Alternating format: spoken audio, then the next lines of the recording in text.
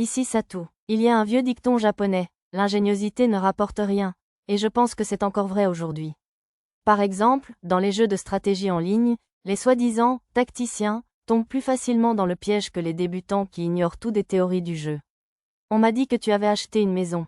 Oui, un endroit avec lequel j'avais des liens était à vendre, alors j'ai décidé de l'acheter.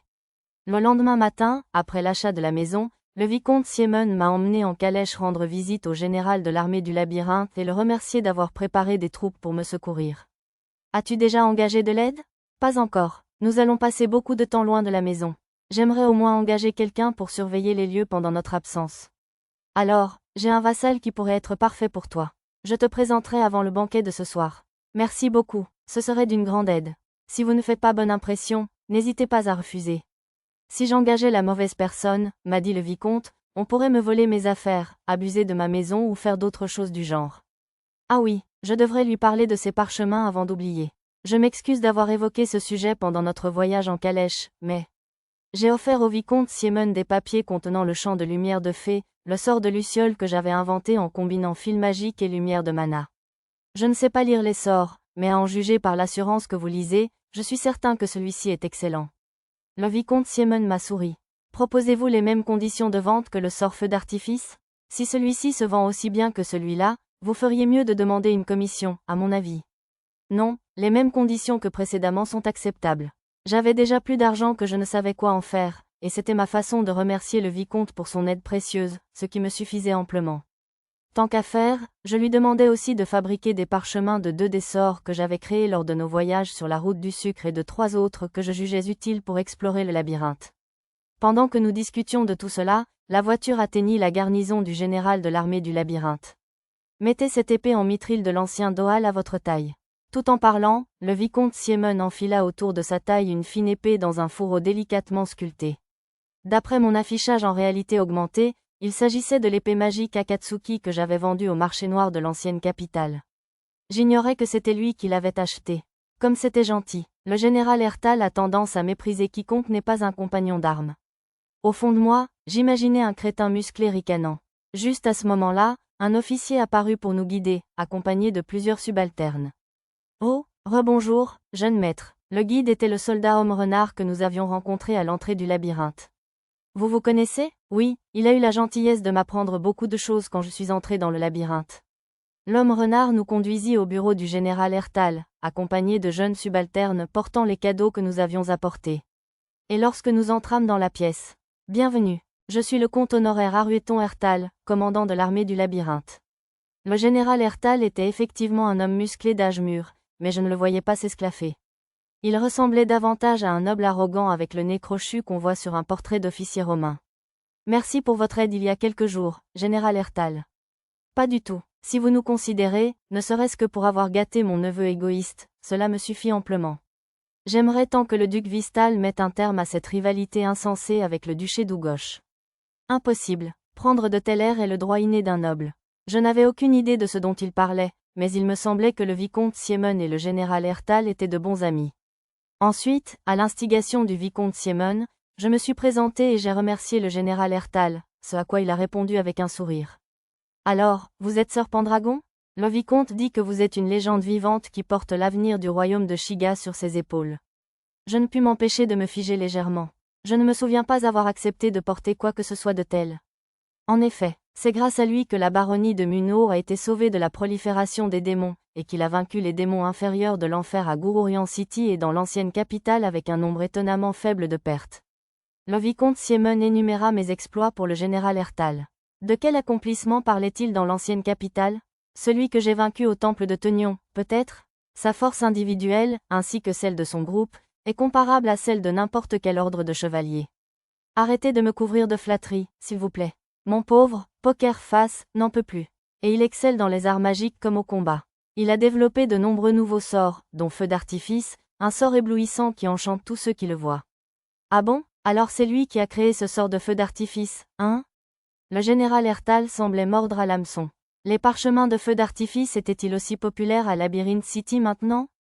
Pourquoi, grâce à sa cuisine et à son caractère qui ont apaisé notre peuple, les affrontements entre nos factions politiques sur le territoire de Monseigneur se sont-ils apaisés? On n'entend presque plus parler d'assassinat ni d'autres violences du même genre. Attendez, je suis un bum maintenant? S'il y a eu des assassinats dans le paisible duché, peut-être était-ce lié à la secte des ailes de la liberté, vénérant le Seigneur Démon? Si la cuisine suffit à changer les choses, je lui demanderai aussi de s'occuper du marquis Ashinen. Vous pourriez être surpris, il a même renoué l'amitié entre le marquis Lloyd et le comte Owen. Quoi, ces deux-là? Mais ils se battaient comme des chiens et des chats. J'avais entendu dire que ce couple de nobles gourmets ne s'entendait pas bien auparavant. Depuis que je les connaissais personnellement, ils semblaient être les meilleurs amis du monde, alors ça ne me semblait pas très logique. Au fait, est-ce l'épée magique dont je vous ai parlé? Montrez-la-moi tout de suite. Vous pouvez regarder, mais rien de plus. Elle est prêtée par Sa Majesté le Duc, après tout. Oui, je sais. Le général Ertal dégaina l'épée magique Akatsuki avec l'expression d'un enfant qui reçoit un nouveau jouet. Quelle belle épée! C'était une lame en acier bleu, plaquée de mithril. Si je me souviens bien, je l'avais fabriquée en jouant avec ma compétence « travail du métal ». Est-ce une lame en mithril? Non, d'après Sir Ipaza, elle n'a pas la variation de poids unique d'une épée en mithril. Juste une plaque, alors. C'était un nom que je n'avais pas entendu depuis longtemps. Sir Ipaza était le fils du marquis Lloyd, un chevalier impérial du duché d'Ugosh, avec qui je m'étais lié d'amitié lors de nos voyages de la baronnie de Muno à la vieille capitale. C'est incroyable, je n'ai jamais vu une lame magique produire une lame magique aussi facilement. Le général Ertal alluma une lumière rouge autour de l'épée magique. J'adorerais combattre ne serait-ce qu'un seul monstre puissant avec une épée aussi merveilleuse. Mes excuses, mais je crains de ne pas avoir l'autorité pour vous l'autoriser. Vous devrez vous adresser directement au duc Ugosh lors de la réunion du royaume à l'aube de la nouvelle année. Le visage du général Ertal se décomposa au mot du vicomte Siemon. Nos factions sont différentes, après tout. Je suppose que je vais devoir abandonner. Sir Pendragon, cette épée est-elle de la main de l'ancien Doal? Quand son regard se posa sur l'épée de fée à ma taille, l'étincelle d'excitation revint dans ses yeux. Oui, c'est une épée en mithril que l'ancien Doal a eu la générosité de me forger. Comme Trazayuya semblait être un nom célèbre à Labyrinth City, je décidai de ne pas mentionner qu'il s'agissait de l'épée de fée Trazayuya. Il voulait visiblement la toucher, alors je la tendis au général. Oh là là, une belle épée digne du sceau de l'ancien Doal. Et une magnifique, qui plus est. Elle pourrait même surpasser cette épée magique. Le général afficha « lame magique » sur l'épée de fée et la frappa d'un léger coup. Cependant, une épée en mithril choisit son porteur. À ces mots, je remarquai que l'épée du général Ertal était également une épée en mithril fabriquée par l'ancien Doal, même si elle ne portait pas son sceau. Une lame de mithril est légère sans magie, mais sans force, impossible de la manier en y injectant suffisamment de magie pour produire la lame magique. Et elle s'alourdit avec la magie, ce qui la rend difficile à utiliser. C'était logique. Même avec ma compétence épée à une main, au maximum, il m'a fallu un certain temps pour m'habituer à mon épée de fée. Entre les mains d'un maître épéiste, capable de manier correctement une lame de mithril, cette épée serait probablement plus puissante que l'autre. Sur ce, le général Ertal remit l'épée de fée dans son fourreau. Cependant, si l'on peut utiliser la lame magique, l'épée magique serait le meilleur choix. Ces circuits magiques sont presque trop parfaits. Je recommande une telle épée à tout le monde. Avec une telle lame en grande quantité, le royaume de Shiga pourrait même combattre l'armée d'un seigneur démon. J'étais reconnaissant du compliment pour mon épée, mais j'aurais préféré qu'ils ne disent pas des choses aussi inquiétantes. Et si l'armée d'un seigneur démon attaquait vraiment? Bien que cela fût probablement improbable, puisque j'avais vaincu le seigneur sanglier doré sous l'ancienne capitale, aucun autre seigneur démon ne devrait apparaître avant 66 ans. Vous ai-je déplu? Si vous êtes capable de manier cette épée de mithril, vous seriez plus que de taille à affronter l'épée magique du duc. Il vous faudra travailler dur. Je le ferai. Merci pour le conseil. Enfin, le général ajouta, des hommes de moindre envergure seraient cruellement tentés de voler une telle épée. Attention à ce que trop de gens ne le voient pas. Au moment où il me rendait mon épée de fée, la porte s'ouvrit sans même qu'on frappe. Nous vous avons apporté à manger, général. C'est grâce au cadeau que le vicomte vous a apporté. Le soldat renard et l'homme qu'il avait appelé « capitaine » dans le labyrinthe entrèrent. Étonnamment, le capitaine semblait être le numéro 2 de l'armée du labyrinthe. L'assiette était remplie de quelques-uns des amuse-gueules que j'avais apportés pour accompagner le vin doux.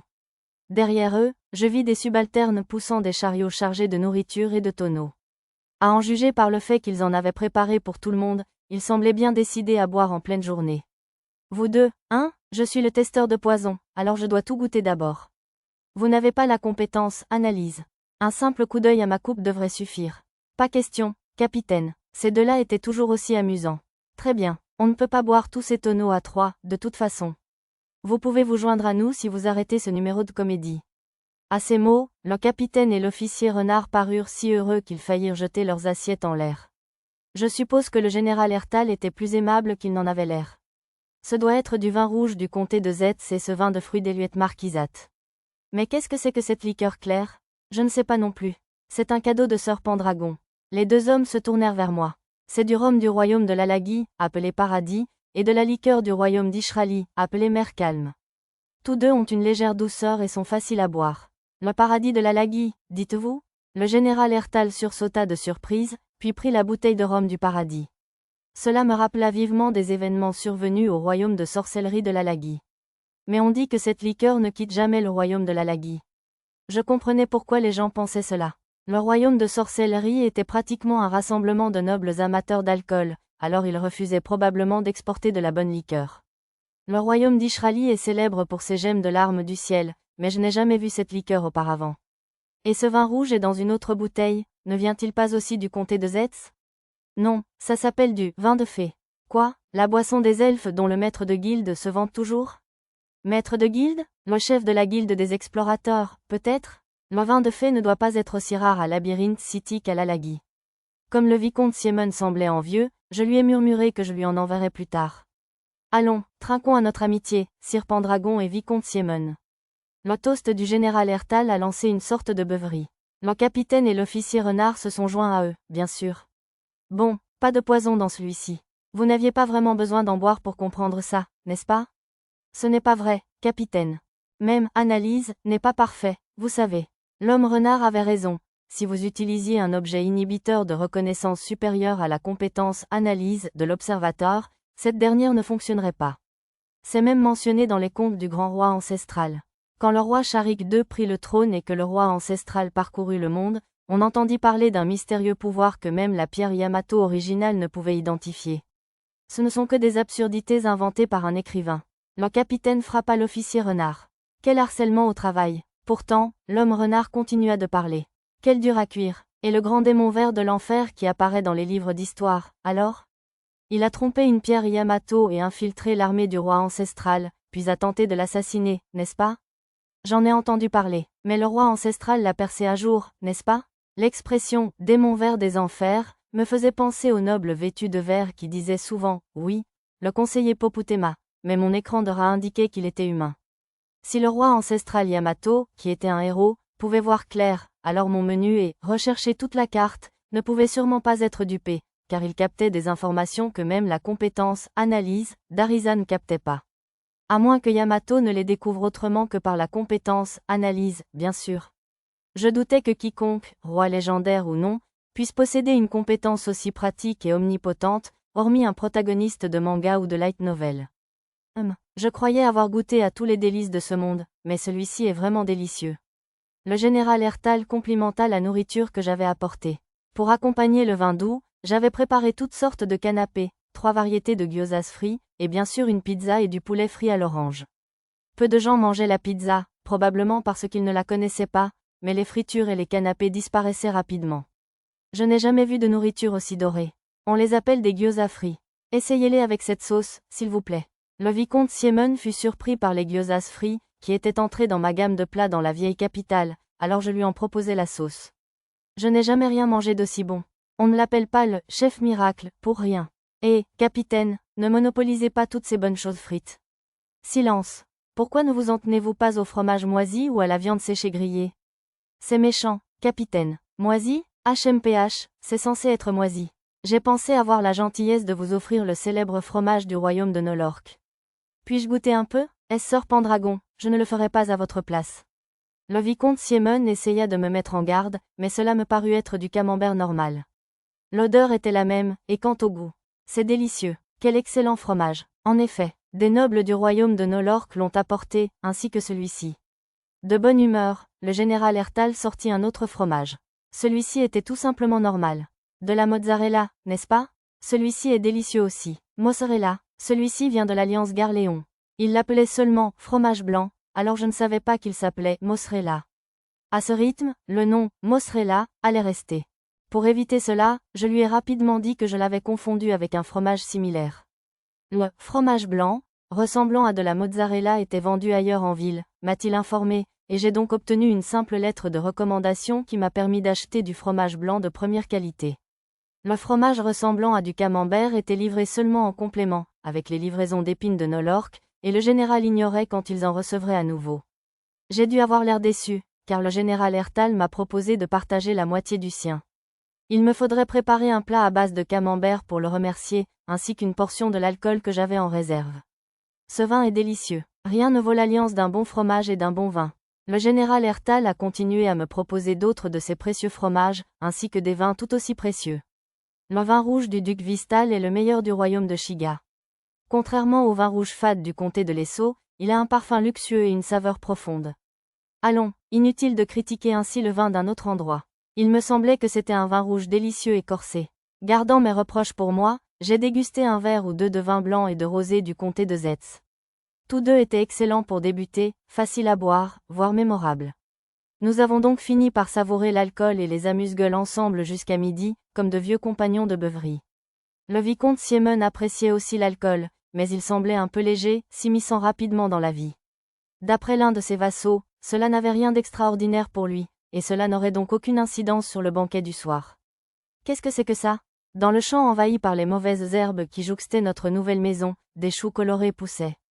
Non, c'étaient des têtes d'enfants. On aurait dit un film d'horreur au premier abord, mais ils avaient bel et bien des corps. Je ne pensais pas qu'ils jouaient à cache-cache parmi les mauvaises herbes, alors que faisaient ces enfants au juste? J'ai remercié le vassal du vicomte Siemon qui m'avait ramené en calèche, puis je suis entré dans la maison. Je suis de retour. Bienvenue, maître. Arisa fut la première à me saluer. D'après ma carte, les filles bêtes nettoyaient les gouttières, Lulu et Nana rangeaient le garde-manger, et Mia s'occupait des enfants malades. Tu as une idée de ce que font ces enfants dehors? Ah, ils ont entendu parler de la nourriture hier soir, alors ils attendent dans l'espoir qu'il y ait du travail aujourd'hui aussi. C'était donc un peu comme les enfants porteurs de sacs qui attendaient à l'entrée du labyrinthe. Ils ne sont pas venus chercher du travail eux-mêmes? Si, mais Lisa a dit que nous, les esclaves, ne pouvions pas les embaucher de notre plein gré, sous peine de déranger notre maître. Ah oui, j'avais presque oublié ça ces derniers temps, mais les filles, à part Nana et Mia, étaient techniquement toujours mes esclaves. Lulu et Arisa étaient liées par Jess, donc je ne pouvais pas les libérer, mais je libérerais volontiers les filles bêtes de l'esclavage à tout moment si elles le souhaitaient. Je vois, dans ce cas, j'ai décidé d'embaucher les enfants pour des tâches comme désherber les terrains vagues, jeter les ordures, nettoyer les fossés le long de la route, vérifier leur couverture, etc. Juste au moment où je m'étais décidé, Nana s'est précipitée vers moi, l'air étrangement excité. Bien sûr, son visage était toujours aussi impassible, mais la façon dont ses mains s'agitaient exprimait clairement ses sentiments. Maître, le terrain vague est devenu un champ de larves, je vous le signale. Elle a dû voir les enfants dehors en revenant du garde-manger. J'ai emmené Arisa et Nana avec moi pour embaucher les enfants pour les tâches mentionnées ci-dessus.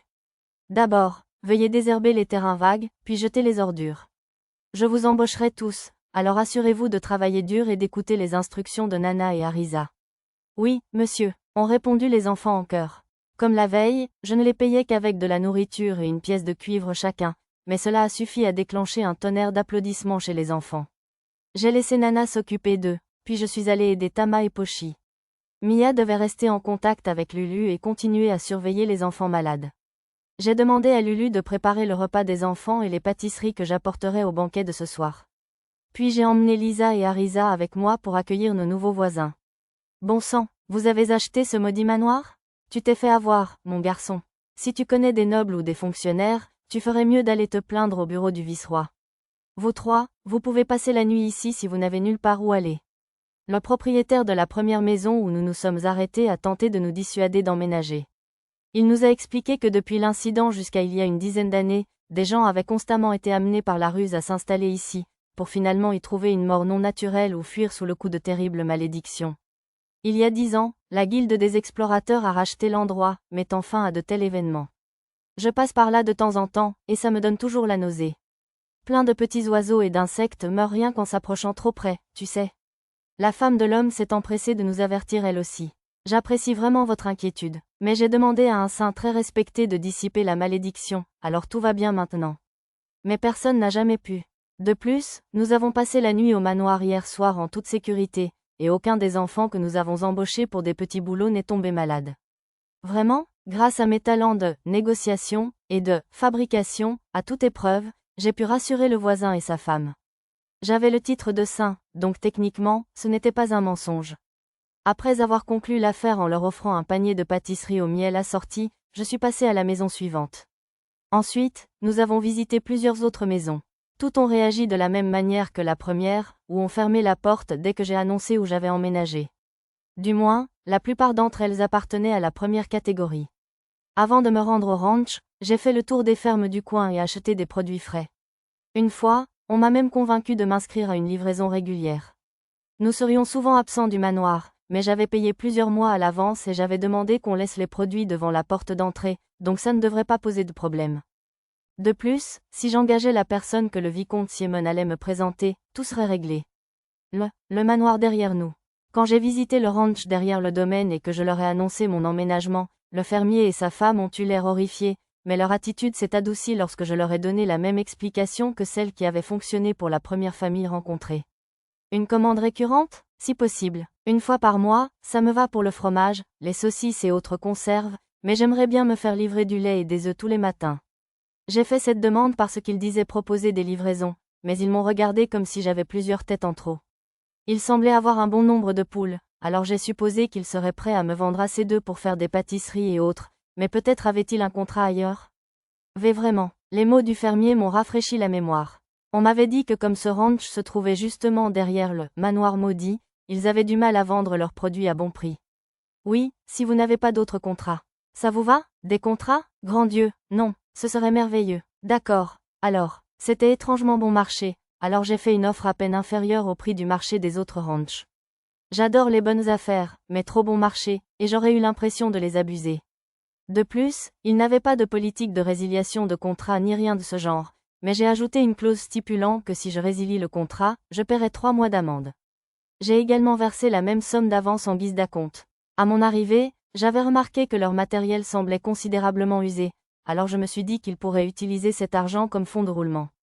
Ils ont dû être ravis, car ils m'ont renvoyé chez moi avec plus de produits laitiers et de viande que je ne pouvais en transporter et sont même venus me saluer sur la route. En prime, je les ai également engagés pour s'occuper des rhinosaures et des chevaux lorsque nous étions absents du manoir. Il était toujours bon d'être amical avec les voisins, surtout s'ils possédaient un ranch. Je m'appelle Miteruna. Aussi ignorante que je sois, je travaillerai de toutes mes forces à vos côtés. Merci de votre considération. Bien sûr, enchantée. La femme que j'ai rencontrée chez le vicomte Siemon était d'une grande politesse. Son expression froide et sa posture rigide trahissaient clairement son sérieux et son dévouement. Mademoiselle Miteruna était une humaine de 26 ans, plutôt séduisante, avec une silhouette élancée. Elle avait à peu près ma taille, avec de longs cheveux châtains roux tressés. Sous ses fins sourcils se cachaient des yeux couleur rouille. Elle avait été mariée, mais son mari étant décédé, elle était revenue vivre avec sa famille et se consacrer à son travail. Bien qu'elle se soit qualifiée d'ignorante, elle était simplement modeste. En réalité, elle était diplômée de l'Académie royale de la capitale royale. Elle était de niveau 9, avec des compétences comme étiquette, service, négociation et éducation. Elle travaillait comme domestique pour une autre famille jusqu'à récemment, mais le chef de famille était un peu difficile. Le vicomte Siemon était vague, mais j'ai finalement appris qu'elle avait été renvoyée après avoir rejeté le maître qui la harcelait sexuellement. Depuis que ce baron, je veux dire, cette famille l'a relevée de ses fonctions, elle travaille comme domestique pour moi. Cependant, elle est bien trop talentueuse pour être gaspillée à un tel poste, c'est pourquoi j'ai pensé vous la présenter.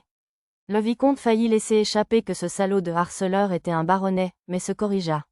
Il y avait plusieurs baronnets à Labyrinth City, mais les deux seuls à posséder des manoirs dans les quartiers des nobles étaient Monsieur Gélil du Rugissement du Dragon Rouge et un certain Dukelly. Baronnet Dukelly, c'était le nom de l'homme à qui l'aubergiste avait tenté de vendre ma calèche. Cela ne signifiait pas forcément que l'un des deux était le pervers, mais il me fallait tenir les filles à l'écart, au cas où. Je ne les connaissais pas assez bien pour leur faire entièrement confiance. Il fut décidé que mademoiselle Miteruna viendrait travailler à mon manoir dès le lendemain matin. Si possible, j'aimerais embaucher 2 ou 3 domestiques ou majordomes pour travailler sous ses ordres, mais il était difficile de trouver quelqu'un d'acceptant à cause de la réputation de ce manoir maudit. Je pourrais sans doute réessayer une fois la rumeur dissipée. Pas étonnant qu'on le surnomme le cuisinier miracle. Oui, je n'ai jamais mangé d'aussi délicieuse pâtisserie. Après ma rencontre avec mademoiselle Miteruna, le dîner commença et je pus déguster des plats typiques de la capitale pour la première fois depuis longtemps. Les castellas que j'avais offertes pour le goûter semblèrent avoir beaucoup de succès auprès des dames présentes. Pour essayer de reproduire la texture du sucre cristallisé, Lulu et moi avions expérimenté avec les sucres que nous avions achetés à l'Alagui, jusqu'à ce que nous y parvenions enfin en concassant du sucre candi. En signe d'amitié, j'ai offert aux femmes les mêmes accessoires en pierre légère et les mêmes assortiments de pâtisseries si populaires dans la vieille capitale.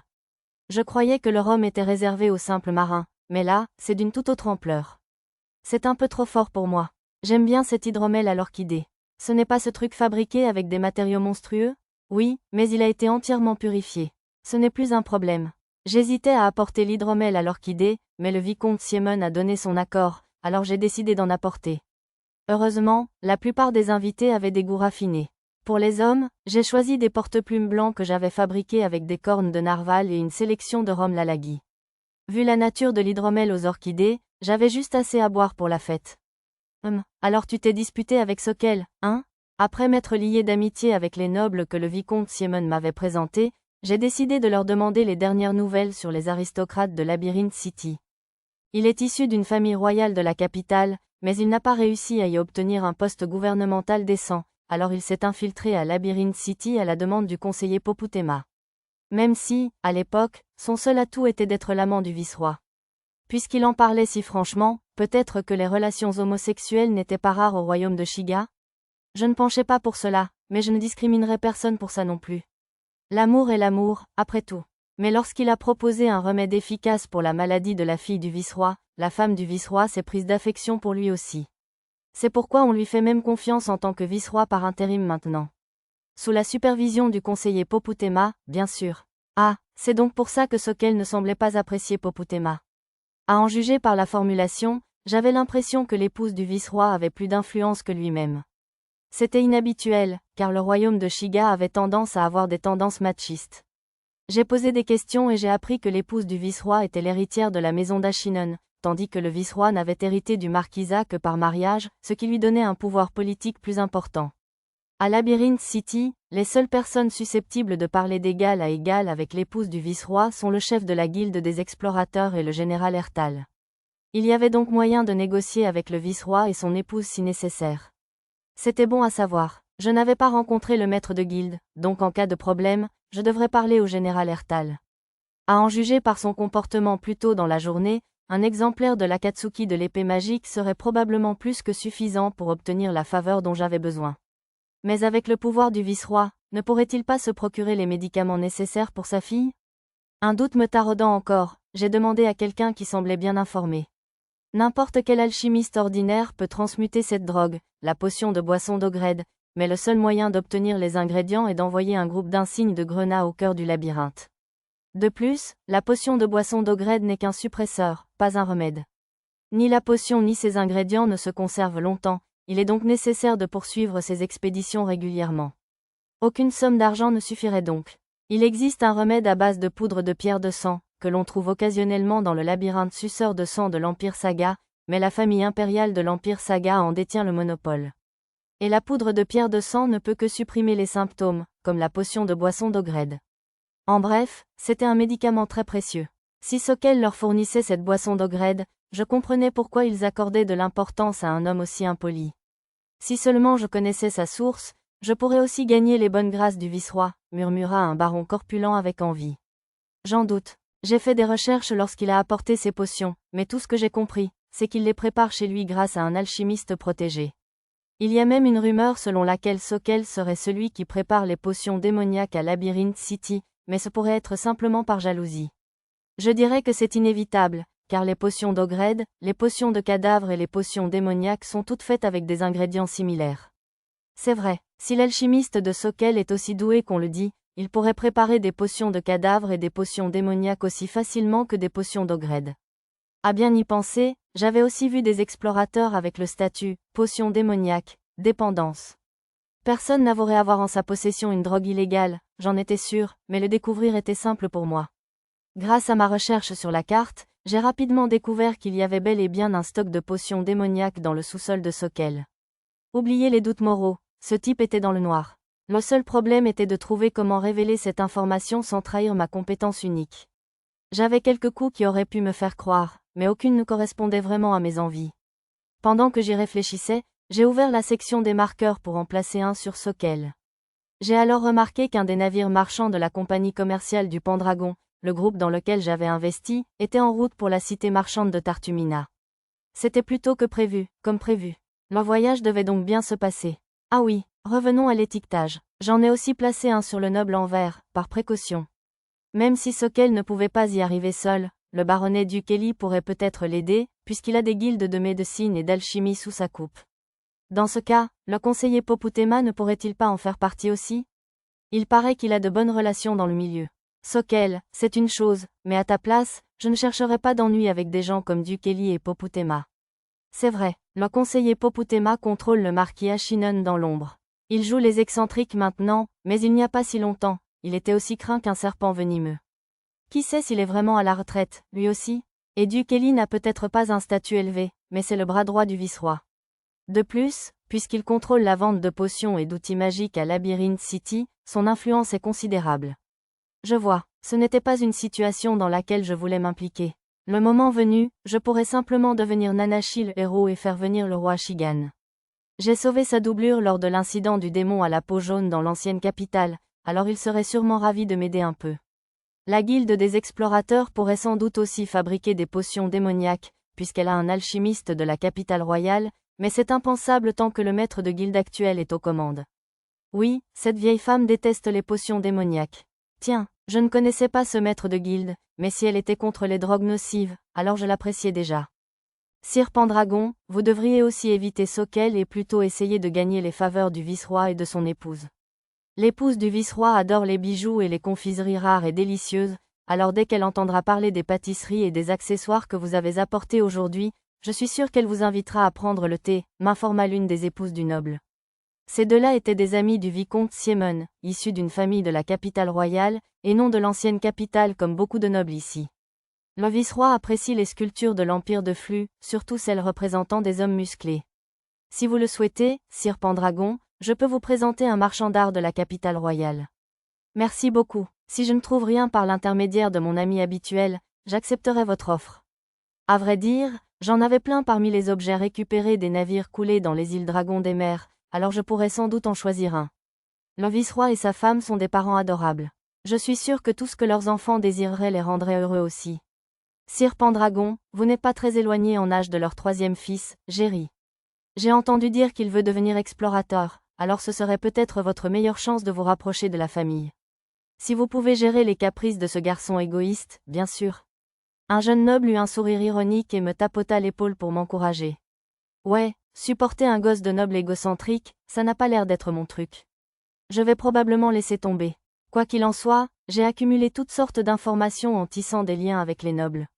La réunion s'est terminée au moment où le vicomte Siemon s'est endormi par l'ivresse, alors j'ai salué mes nouveaux amis nobles avant de quitter le manoir du vicomte. On m'a proposé de rentrer chez moi dans la calèche du vicomte, mais je voulais clarifier certaines choses. Au lieu de cela, j'ai décidé de rentrer à pied dans la fraîcheur de la nuit. Tout d'abord, Soquel était l'amant du vice-roi, et comme il leur avait fourni une potion de boisson d'Ogred pour la maladie de leur quatrième fille, l'épouse du vice-roi le favorisait également. Il était aussi très probablement la source de la potion démoniaque de la ville. Le conseiller Poputema, le noble Anvers, et le baronnet Dukeli étaient de mauvaises nouvelles. Le premier semblait particulièrement dangereux, alors je devais me garder de me mêler à lui. Le vice-roi et son épouse adoraient leurs enfants, et leur épouse était plus puissante que le vice-roi. D'après la princesse Messia, le couple était rentré à Labyrinth City, ils avaient donc probablement reçu la lettre de leur deuxième fils, Rayleigh. S'ils lisaient cette lettre, j'avais le sentiment que les choses s'arrangeraient sans que j'aie à intervenir. Le visage de la princesse Messia me traversa l'esprit. Nous sommes venus guérir la fille du vice-roi. C'est ce qu'elle avait dit à son arrivée en ville. Avec son souffle de purification, la potion de boisson d'Ogred pourrait même être inutile. En y réfléchissant ainsi, je ne pouvais m'empêcher de soupçonner que Soquel était peut-être derrière l'attaque contre la princesse Messia hier après-midi. Je n'avais encore aucune preuve, cependant. Ce n'était qu'un soupçon pour l'instant. Ah oui, je ne voulais pas qu'il arrive quelque chose à une de mes connaissances, alors j'ai aussi mis un marqueur sur la princesse Messia, au cas où. On me suit toujours, hein? En rentrant, j'ai senti qu'on m'observait. Je me suis arrêté dans quelques bars pour tenter de me débarrasser de leur filature, mais ils ne semblaient pas vouloir abandonner. J'ai pu affiner ma recherche sur la carte. Le coupable travaillait probablement pour Soquel ou le noble Anvers. En fait, il semblait y avoir 2 personnes qui me filaient, mais qui ne travaillaient pas ensemble. Alors que je réfléchissais à tout cela au comptoir d'un autre bar, j'ai entendu des ivrognes bavarder. Cet endroit était situé dans un quartier commerçant assez éloigné du centre-ville, on pouvait donc entendre toutes sortes de choses intéressantes. Tu as été payé? Offre-moi un verre, alors. Tais-toi, tout ce que j'ai eu, c'est un prix de producteur pour les potions magiques. Tout ça grâce à ce radin de Dukeli. Ouais, il a toutes ses guildes d'alchimie et autres sous sa coupe. On n'a rien sans rien. J'aimerais que les guildes fassent un peu plus d'efforts. La plupart des plaintes que j'ai entendues des explorateurs à propos du baronnet Dukeli étaient des plaintes. Le seul qui ne se plaignait pas, c'était que sa fille aînée, Merianne, était une belle fille qui s'habillait souvent en homme et portait une épée longue pour visiter les environs du labyrinthe. Je suppose qu'ils ont aussi parlé de Sokel. J'ai entendu dire que l'amant du vice-roi a tenté de séduire cette princesse, Tutu, et qu'elle a été complètement rejetée. Ouais, c'est une princesse d'un petit coin, non? Mais elle est amicale même avec des gens comme nous, alors je pense que c'est une bonne fille. La princesse, Tutu, était probablement Messia, non? J'ai entendu dire par mon frère qui travaille pour le gouvernement qu'il l'avait demandée en mariage et qu'elle avait été rejetée. Sérieusement? Ouais, d'abord un homme marié, maintenant il demande une enfant en mariage. Est-ce qu'une femme a aussi fait des bêtises à ce type? Comment ça? Trop. La conversation a ensuite dévié vers des conseils romantiques entre amis explorateurs, mais j'ai été surpris d'apprendre que Sokel avait demandé la princesse Messia en mariage. Et pour une raison que j'ignore, j'ai même entendu des rumeurs à mon sujet. Tu as entendu parler de ce noble mêlé à ce carnage en chaîne? Ouais, le gamin qui voyage avec une bande de filles, c'est ça? J'ai entendu le maître de guilde se disputer avec une dame en colère à ce sujet. Puisqu'ils ont tous survécu au carnage et ont rapporté des noyaux d'une quantité grenat, ils pensent qu'il y a peut-être eu un acte criminel. C'est faux que personne n'ait été blessé. Mais quel genre d'acte criminel, d'ailleurs? Ouais, s'il y a un acte criminel qui peut te protéger des blessures, je veux bien le faire aussi. La dame en colère était sûre qu'il avait utilisé des tonnes de potions démoniaques pendant la chasse. Ouais, c'est ça. Les potions démoniaques ne font que te renforcer et t'empêcher de ressentir la douleur, et en plus, elles facilitent la montée en niveau. Elles ne te permettent pas de te battre sans te blesser. Tu parles de ce jeune noble? Je me joins à toi. Un autre explorateur s'immisça dans la conversation, chope à la main. Ouais, la bière gobeline, c'est quand même dégoûtant. Ne demande pas à te joindre à nous pour ensuite changer de sujet. Grogna le reste du groupe tandis que l'explorateur insouciant avalait sa bière. D'accord. Qu'est-ce que je disais? Ah oui, comment s'appelle-t-il, Pen-Pen? J'ai entendu dire qu'il était l'amant d'un gros bonnet de la vieille capitale. Arrête de répandre des rumeurs sans fondement sur moi. J'avais envie de le frapper, mais ce serait sans doute une mauvaise idée. La dernière chose dont j'avais besoin, c'était qu'il se mette à répandre des rumeurs encore plus graves par dépit. Au lieu de cela, je me levai et m'approchai de l'explorateur détendu en souriant. C'est un malentendu. Il se trouve que je suis ami avec le frère cadet du vicomte. Sir Pen-Pen, ce nom me fait penser à un pingouin. Je ne savais pas où on s'était rencontrés, mais apparemment, ce type connaissait mon visage. Enchanté, je suis Satou Pendragon, chevalier héréditaire et nouvel explorateur. Puisque vous avez tous plus d'expérience que moi, j'espère que vous partagerez un peu de votre sagesse. Je souris et m'inclina courtoisement tandis que le silence se faisait au bar. Les explorateurs me fixaient tous, horrifiés, alors je fis signe au barman. Excusez-moi, barman, pour fêter notre nouvelle amitié, je paierai les verres de tout le monde ce soir. Prenons une autre tournée pour mes camarades explorateurs, et laissons-les boire jusqu'au matin. Comme j'étais déjà en retrait, je décidai d'offrir un verre à tout le monde. Dans un bar bon marché comme celui-ci, cela ne devrait pas coûter plus d'une dizaine de pièces d'or. C'était essentiellement un coup de pub calculé, mais maintenant je pouvais m'assurer de ne pas avoir d'ennemis et, avec un peu de chance, lancer des rumeurs positives à mon sujet. Sire Chevalier? Alors que le bar éclatait en acclamations, la serveuse m'interpella. Je ne l'avais pas remarqué à cause de sa tenue suggestive de barmaid, mais c'était une amie. Contente de vous revoir, mademoiselle Ayome. Monsieur Kajiro va-t-il bien? C'était Ayome, la samouraï qui avait entraîné mon groupe d'avant-garde dans l'ancienne capitale avec le samouraï Kajiro de l'Empire Saga. Vu qu'elle participait au tournoi d'arts martiaux de l'ancienne capitale, pourquoi faisait-elle serveuse dans un bar? Si elle était à court d'argent, elle devrait pouvoir en gagner facilement dans le labyrinthe. J'ai bien peur que le seigneur Kajiro se soit blessé à la jambe.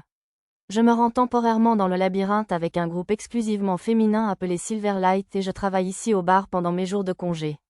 Elle m'expliqua que l'argent qu'elle gagnait en explorant le labyrinthe servait à payer les frais médicaux de monsieur Kajiro, et qu'il couvrait donc leurs frais de subsistance grâce à ses revenus de barmaid et au petit boulot de Kajiro. Ayome, je te paye une pièce d'argent si tu me rends service. Sors d'ici, clochard, Et ne reviens pas, hurla Ayom à l'ivrogne avec une dureté inhabituelle. Visiblement, le vertueux samouraï refusait de se prostituer, ce qui accompagnait souvent le métier de serveuse au royaume de Shiga.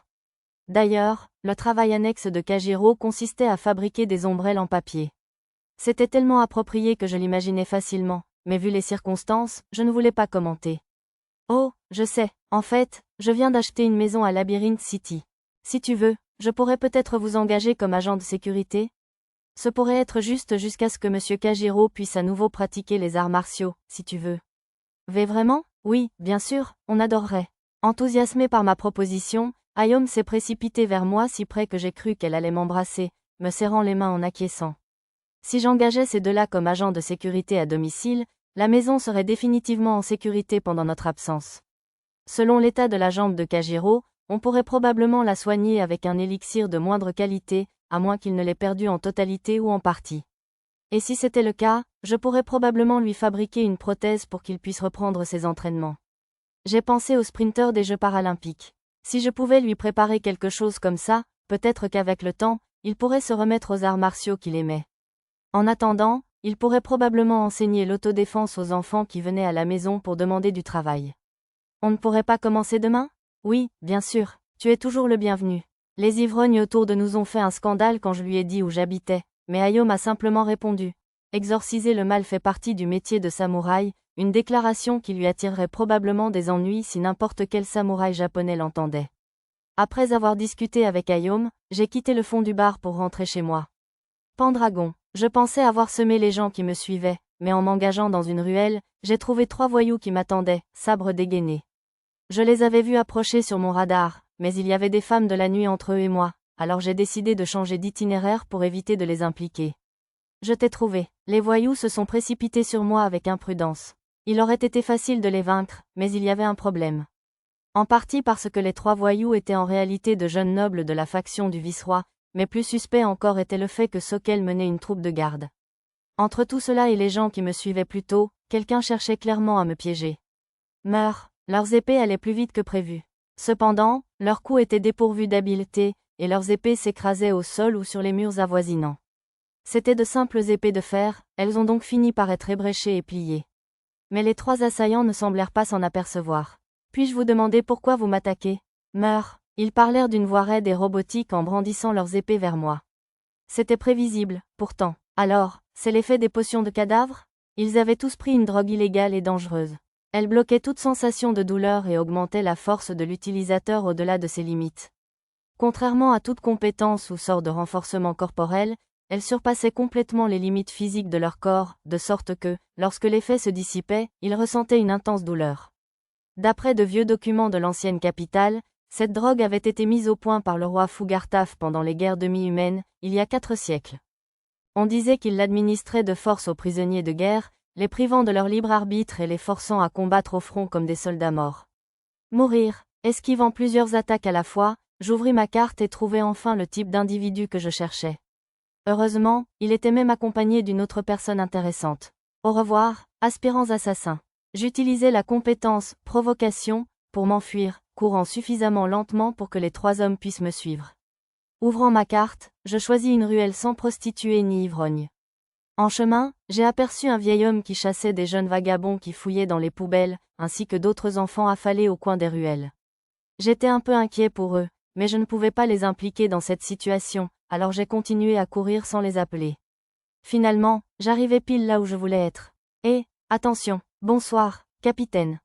C'est Sir Pendragon, le capitaine de l'armée du labyrinthe, l'officier des hommes renards et un autre soldat au visage caché déambulaient dans le quartier des affaires. Tous 3 portaient des capes sombres par-dessus leurs uniformes, suggérant qu'ils allaient profiter d'une soirée. C'est crève, les 3 hommes qui me poursuivaient se sont rapprochés pour attaquer, essoufflés. Oh là là, ça ne va pas. HMPH, quel genre d'imbéciles brandissent leurs épées en pleine rue? Le capitaine et l'officier des hommes renards en ont facilement assommé 2. Le dernier a couru vers moi avec son épée levée, mais un éclair de lumière rouge à côté de moi a bloqué l'attaque. Tu as énervé des gosses de nobles, ou quoi? Le porteur de l'épée en mithril revêtu de la lame magique était le 3e membre du trio incognito, le général Ertal. Le dernier attaquant fut projeté en arrière par la parade, et le capitaine le projeta au sol d'un mouvement fulgurant. Il était rare de voir quelqu'un d'aussi doué au corps à corps dans un monde où les monstres étaient les pires ennemis. Loin de là, je ne sais même pas qui sont ces gens, répondis-je. Le général Ertal se caressa la barbe, plongé dans ses pensées. Juste à ce moment, le bruit d'innombrables sabots et pas résonna en direction de la ruelle d'où j'étais venu. Les voilà, capturés ces salauds qui ont attaqué de jeunes nobles. Au cri de Sokel, les gardes préparèrent leurs courtes lances, respirant bruyamment. Un instant, garde, ces hommes au sol sont les seuls attaquants ici. Rugit le capitaine. Quoi, je reconnais ces jeunes hommes. Ils sont issus de familles nobles et distinguées. Hurla Sokel avec exagération, comme un mauvais acteur. C'est vous qui portez du noir, vos épées dehors, et qui attaquez ces jeunes hommes. Vous devez être les attaquants.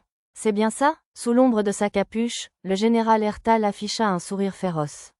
L'un des soldats remarqua la lumière rouge sur la lame du général et tenta d'interpeller Sokel. Seigneur Sokel, silence. Si vous devez me parler, faites-le plus tard.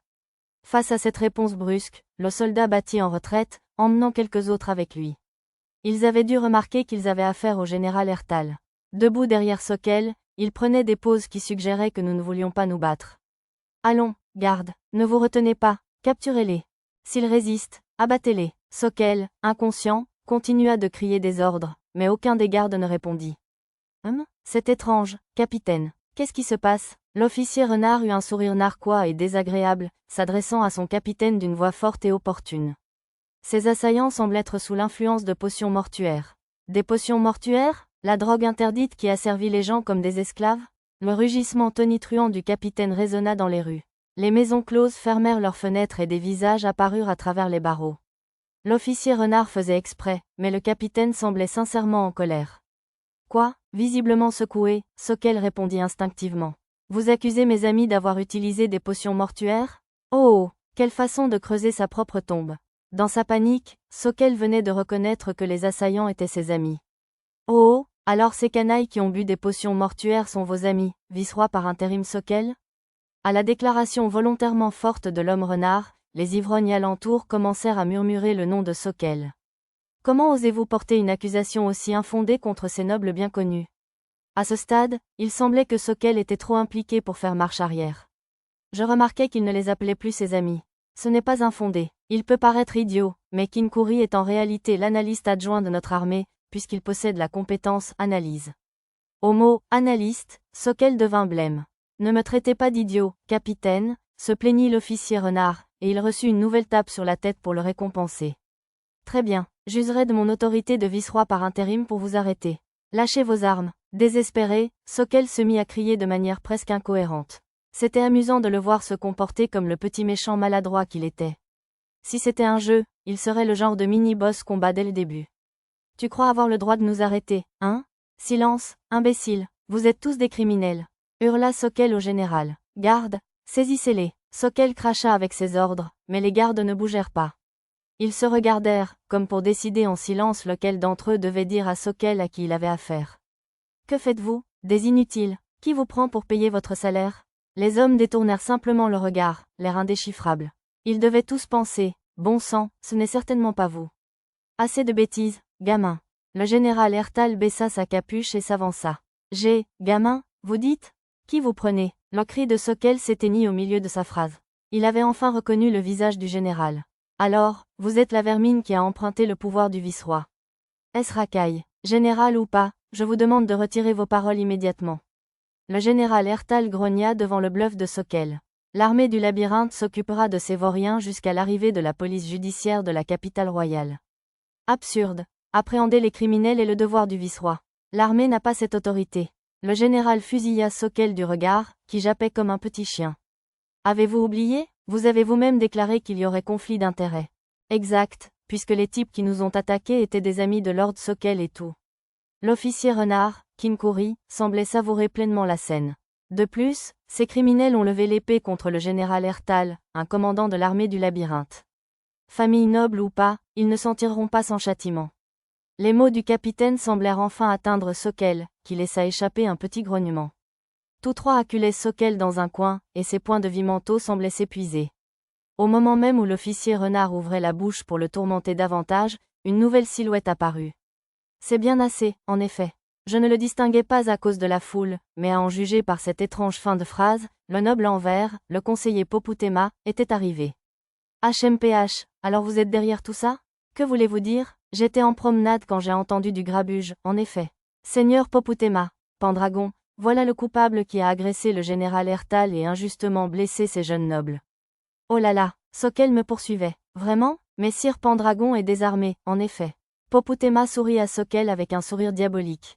Il semblait presque se réjouir lui aussi de l'avoir coincé. Mais un tueur de démons comme Pendragon pourrait sûrement vaincre 3 jeunes désarmés. Certes, j'aurais pu m'en prendre à 3 ou 3000, mais quand même.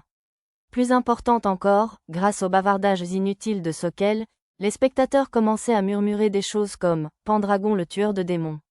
Je suppose que cela ne me dérangeait pas d'être un peu célèbre auprès du peuple, mais quand même. Eh bien, Sir Pendragon, vous avez bien entendu l'accusation de Sir Sokel. Avez-vous vraiment blessé ces hommes? Non, en fait, je n'ai même pas posé la main sur eux. Ce qu'il dit est vrai. Je le jure sur le nom du roi ancestral Yamato et sur le nom de famille Ertal. Mais peut-être devrais-je aussi partager le nom de famille du duc Vistal? Ce ne sera pas nécessaire, bien sûr. Le témoignage du général Ertal semblait avoir blanchi mon nom. Sir Sokel, rentrez chez vous et calmez-vous un peu. Garde, amenez ces voyous inconscients à la prison du bureau du vice-roi, bien sûr. Ce n'est pas acceptable. Le noble en vert tenta de profiter de la confusion pour s'enfuir avec les hommes, mais le général Ertal l'en empêcha. Je ne peux pas vous laisser détruire ces preuves. C'est vraiment absurde. J'ai l'intention d'enquêter sur la provenance des potions mortuaires. Le noble en vert secoua la tête. Vous jurez sur votre nom de famille? Sur le nom du roi ancestral Yamato et de la maison du duc Poputema, en effet. Très bien. Le général Ertal hocha la tête. Je suppose que les potions mortuaires étaient une drogue dangereuse. Les potions mortuaires sont vraiment problématiques. Je me demande si les restes du groupe des serpents cannibales n'ont pas refait surface. Malgré la gravité de ses paroles, le noble en vert souriait, comme s'il avait confondu les expressions. Il est temps de boire. Allons-y, Sire Pendragon. Le général Ertal passa un bras autour de mes épaules et m'entraîna. Cette déclaration de boisson visait probablement à apaiser le noble en vert. En réalité, il semblait vouloir m'éloigner de tout ennui potentiel. Tant qu'à faire, je décidai de lui poser une question. Ce groupe des serpents cannibales est-il très connu? C'est une organisation criminelle qui a introduit des drogues comme des potions démoniaques et des potions mortuaires dans la cité du labyrinthe il y a bien longtemps, répondit le général. J'ai cherché sur la carte, mais je n'ai vu aucune organisation de ce nom dans le royaume, y compris à Célivra, la cité du labyrinthe. Ils ont tendance à réapparaître à l'approche de la saison du Seigneur Démon, marmonna le général avec sérieux. Arrêter des criminels qui ont utilisé des potions démoniaques est déjà assez pénible, mais maintenant, il y a aussi des potions mortuaires? On dirait vraiment que la ville de Célivra est maudite. Le capitaine grogna. C'est logique, puisqu'on peut trouver les ingrédients dans le labyrinthe. L'officier renard fut de nouveau frappé pour avoir souligné l'inutile. Il était fort possible que nous soyons ivres toute la nuit, alors j'ai utilisé le sort de magie spatiale téléphone pour prévenir Arisa et les autres. Malgré tout, il était évident que Sokel cherchait à me piéger, mais pourquoi irait-il jusqu'à utiliser une étrange drogue pour que ces hommes m'attaquent? Étant donné sa nature, il était possible qu'il m'ait attaqué pour se venger du prince Charoric, ou même simplement parce qu'il ne m'aimait pas, mais cela me semblait représenter un effort considérable. Au fond de moi, je me souvenais que la princesse Messia avait raconté avoir été attaquée par de jeunes voyous masqués et bien habillés. Si c'était aussi le cas de Sokel, quel était son but? Ensuite, je me souvenais d'autres faits, comme que Sokel avait utilisé une potion de boisson d'Ogred pour se rapprocher du vice-roi et de sa femme, et que le souffle de purification de la princesse Messia pouvait avoir un effet similaire, mais je n'étais pas certain du lien. Non, je n'en ai aucune idée. Je n'avais jamais été doué pour résoudre ce genre de mystère. De toute façon, il me faudrait peut-être trouver un plan pour me protéger. Oh, alors vous nous invitez, Sir Pendragon? Même si je commande du saké hors de prix? Bien sûr, allez-y, commandez ce que vous voulez. Je souris à l'officier renard effronté. Pour l'instant, même si ce n'était pas seulement pour m'occuper de Sokel, il valait mieux commencer par me rapprocher de ces trois-là, puisqu'ils m'ont tiré d'affaire.